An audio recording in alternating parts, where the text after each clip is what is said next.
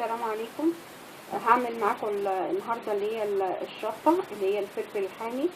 انا كنت عامله معاكم قبل كده اللي هي الهريسه اللي كانت طريه، يعني الفلفل بيبقى طري.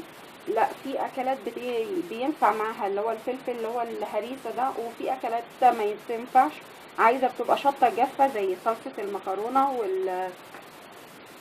وانواع تانية. هنا انت بتجيبي اللي هو الفلفل الاحمر اللي هو ده الشكل ده، بتغسليه وبتحطيه في مصفى في الهواء لغايه لما ينشف خالص. بعد كده انت بتفرديه في صينيه زي دي، صينيه زي دي او صينيه الفرن دي بقى حسب الكميه اللي انت هتنشفيها. وبعد كده بتسيبيها بقى المده لغايه لما ينشف خالص، بيبقى ناشف زي ده. بعد كده بتطحنيها في المطحنه، بتبقى اهي شطه. دي بصي اللون بتاعها غير اللي انت بتشتريها خالص من عند الراجل. بتبقى الشطه ذات نفسها معرفش، يعني لونها تحس ان هي حاطط عليها الوانات لون احمر ولا ايه.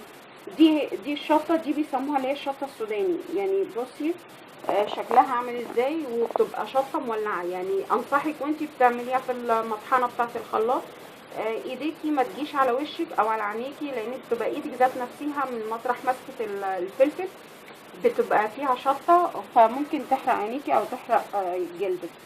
دي الطريقه دي بصي مش مستدعيه ان الواحد يشتري من بره، وانتي بتكوني كمان عامله حاجه في بيتك وضمناها، وبتبقي سعيده ان انتي عملتيها كمان.